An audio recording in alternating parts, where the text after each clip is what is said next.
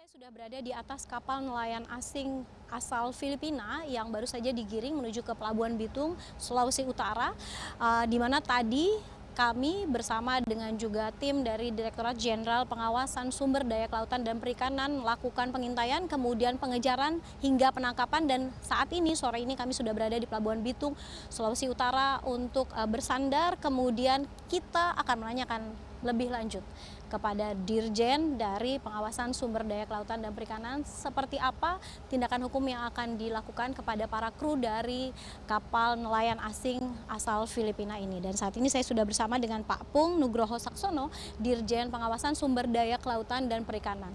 Selamat sore Pak Pung. Selamat sore. Pak Ipung, kita tadi sudah berbincang cukup banyak, namun saat ini kondisinya kita sudah berada di darat, dan seperti yang Pak Ipung sudah informasikan sebelumnya bahwa akan ada tindakan hukum yang akan diberikan kepada kru kapal nelayan asing ini. Seperti apa Pak? Mungkin bisa diceritakan kepada kami. Jadi ini kan kita udah sampai ke pangkalan kita ya, pangkalan PSDKP Bitung. Jadi di sini itu ada, nanti kita tempatkan di atas itu ada detensi untuk krunya. Terus kemudian penyidik kami akan melakukan proses penyidikan terhadap pelanggaran yang dilakukan di kapal ini.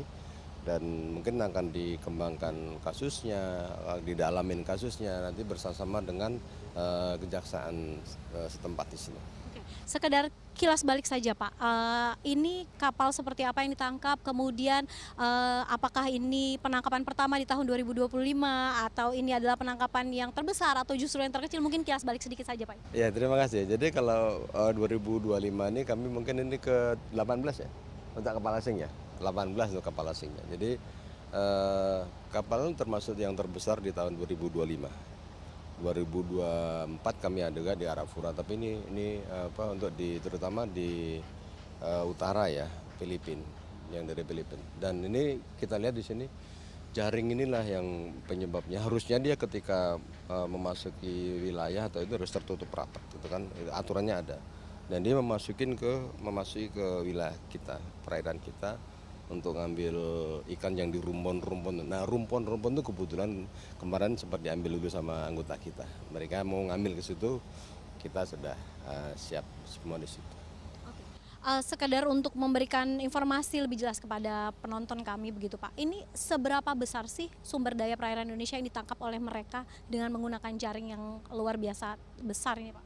Ya, kalau dilihat dari besarnya kapal, terus kemudian jaring yang seperti ini, mereka bentangan lingkaran pursen ini bisa mungkin 1-2 kali lapangan bola ya. Yang tadi kalau maksimalnya tuh ketika kita ada schooling ikan di situ bisa kena banyak tuh, bisa 400-an ton ketika schooling tuh ada di situ.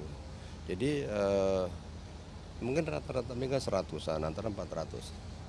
Disinilah bukti bahwa sumber daya perikanan kita itu banyak terkuras di situ. Mereka memang ada dekat-dekat dengan perbatasan. Kondisi itu yang memang memudahkan mereka untuk lari ketika kita kejar. Seperti tadi ikut sendiri kan bagaimana kita berusaha mereka melari ke perbatasan. Ini pola-pola yang mereka lakukan dan kita sudah membaca dan terbiasa dengan pola seperti itu, jadi agak paham lah di situ. Pak, ini penangkapan ke-18 di tahun 2025, belum kita bicara tahun sebelumnya begitu Pak. Ini tantangannya seperti apa Pak? Karena Pak Ipung sendiri sudah menyebut perairan Indonesia begitu luas. Ya, tantangan kita sampaikan bahwa kapal patroli kami belum banyak ya, masih 34. Namun operasi kita juga bisa maksimal. Kenapa maksimal? Kita dibantu dengan aparat lain, ada Angkatan Laut, ada Takamla, kemudian polisi, BIN ngasih informasi, dan masyarakat nelayan. Itu yang membuat kita solidaritas kita yang lebih bisa kita percaya diri bahwa laut ini kita jaga bersama. Oke, tetap semangat berarti ya Pak Pung ya, dengan pasukan dan anggota-anggotanya ini Pak. Ya, alhamdulillah ya, di hari kemerdekaan ini momentum buat kita bersama bahwa ini saat kita sedang merayakan kemerdekaan dan semua yang memeriahkan seperti itu, ternyata di laut masih ada pencurian ya, dan kami siap melakukan intercept, patroli ketika mereka mengira bahwa kita sedang sibuk dengan perayaan. Namun disinilah momentum bahwa kemerdekaan itu tidak hanya di darat, di lautnya juga harus kita pastikan laut harus berdaulat. Ya, merdeka di laut itu yang utama di situ. Oke, baik, terima kasih Pak Pung Nugroho Saksono, Dirjen Pengawasan Sumber Daya Kelautan dan Perikanan. Terima kasih Pak, tetap semangat. Terima kasih. Ya, saya akan kembali menunjukkan kepada Anda informasi dari Pak Pung tadi yang menyebutkan bahwa ini adalah tangkapan terbesar dari nelayan kapal asing yang masuk dan melakukan illegal fishing di perairan Indonesia, dan magnitud atau besarnya alat tangkap yang mereka miliki di kapal ini seperti yang tadi diinformasikan sebelumnya mencapai, kalau dibentangkan bisa mencapai 1 hingga 2 lapangan bola, dengan besar tangkapan yang bisa diambil di kawasan perairan Indonesia mencapai 400 ton.